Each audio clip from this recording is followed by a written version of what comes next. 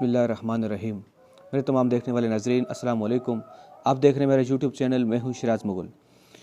नाज़रीन, आज इस वीडियो में आपको एक ज़बरदस्त वाक़या सुनाऊँगा और इस वाक़या को सुनकर यकीनन आप फिर जो लोग ये सोचते हैं कि आज टेक्नोलॉजी का दौर है, उस वक़्त टेक्नोलॉजी का दौर नहीं था। लेकिन इस चीज़ की आपको मैं ख़बर दूँ, उस दौर के अंदर या आज भी अगर हुक्मरान अगर अल्लाह और उसके जो रसूल के जो अहकामात हैं उस पर अमल पैरा होकर अगर चलते हैं, अगर निज़ाम को चलाते हैं, अगर हुकूमत को चलाते हैं, बेशक मैंने सुना है कि एक हुक्मरान के अंदर 70 वलियों की ताकत होती है। तो बेशक आज भी अगर सही हुक्मरान हमें मिले तो मैं ये समझता हूँ सबसे पहले तो आज जो पाकिस्तान के अंदर जो बुरे हालात हैं इससे हम निकल सकते हैं। और इस वक्त जो पाकिस्तान डिफ़ॉल्ट होने के करीब है, माशी निज़ाम सिस्टम हमारा सही नहीं हो रहा, तो यकीनन अगर हुक्मरान हमें सही मिले और रियाया भी अगर सही हो, मैं सिर्फ़ ये नहीं कहता कि हमारे हुक्मरान ख़राब हैं, हमारे अंदर भी गलतियाँ कोताहियाँ हैं, हमारे अंदर भी वो चीज़ें जो नहीं होनी चाहिए थी। अगर आवाम भी सही हो और फिर बेशक इस चीज़ पर आपका ईमान होना चाहिए तो हुक्मरान भी साथ साथ आपको सही मिलेगा। मैं हज़रत उमर का वो वाक़या आपको सुनाता हूँ कि एक दफ़ा ऐसा हुआ, आपने हज़रत सारिया रज़ी अल्लाह ताला अन्हो को एक जंग के लिए भेजा। तो वहाँ पर वो गए, वो जंग लड़ रहे थे। जंग जिस तरह शुरू होती है, जंग शुरू हो चुकी थी, कई दिन गुजर चुके थे। तो वो जंग कभी ऐसा होता है जंगी हालात में, कभी मुसलमानों का पलड़ा भारी होता, कभी कुफ़ार का पलड़ा भारी होता। तो इस तरीके से जंग शुरू थी। तो कई दिन गुजर गए थे। तो अचानक एक दफ़ा ऐसा हुआ कि पहले तो उन्होंने कुफ़ार को शिकस्त दी और उसके बाद अचानक कुफ़ार के जो लोग थे वो पहाड़ के पीछे से घूम के वापसी पलटे और अनकरीब था कि हज़रत सारिया रज़ी अल्लाह ताला अन्हो को वो शिकस्त देते।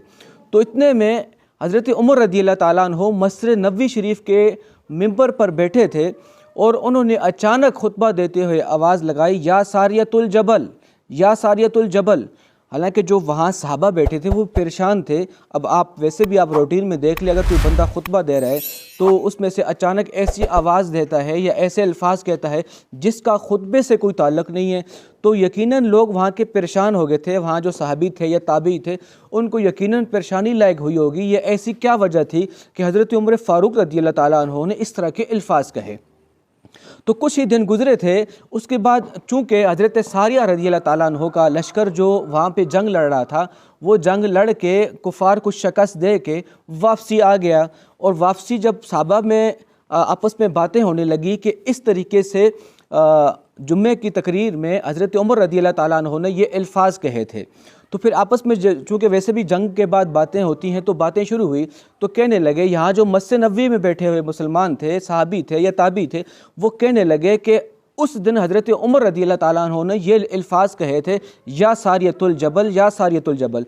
तो वहाँ के जो मुकीम थे, वहाँ पे जो जंग लड़ रहे थे, उन्होंने भी फिर इस चीज़ की गवाही दी कि जब हम जंग लड़ रहे थे, अनकरीब था पहले हमने कुफ़ार को शिकस्त दी, उसके बाद अनकरीब कुफ़ार पहाड़ के पीछे से हमारे ऊपर वार करते और हमें शिकस्त दे देते। उससे पहले हमें हमारे अमीरुल मोमिनीन खलीफतुल मुस्लिमीन जनाब हज़रत उमर रज़ी अल्लाह ताला अन्हो की आवाज़ आई, या सारियतुल जबल, या सारियतुल जबल। तो हमने जब पहाड़ की तरफ देखा, वहाँ से कुफ़ार हमारे ऊपर हमला करके हमें शिकस्त दे सकते थे, तो हमने फिर वहाँ पलट के उनको शिकस्त दी। तो ये हज़रत उमर की करामत है।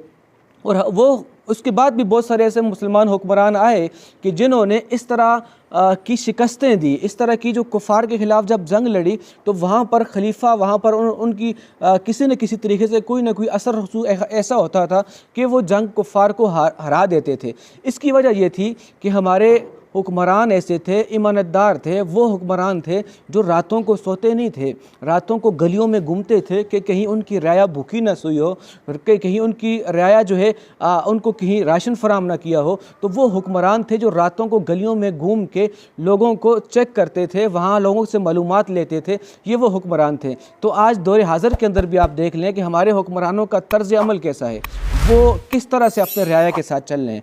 तो आज आपको एक वीडियो में एक हज़रत उमर का वाक़या सुनाया और आप ख़ुद ज़रा इस चीज़ का जायज़ा लें। एक वो दौर था जब टेक्नोलॉजी का दौर नहीं था, आज टेक्नोलॉजी का दौर है, हम यहाँ से मोबाइल पे बैठ के दुनिया को देख सकते हैं। तो हज़रत उमर ने इस टेक्नोलॉजी से हट के अल्लाह के हुक्म से अपनी आवाज़ को दूसरे मुसलमानों तक पहुँचाया। तो दोस्तों ज़रूर पैगाम शेयर करो ताकि दूसरे मुसलमानों तक पहुँचे।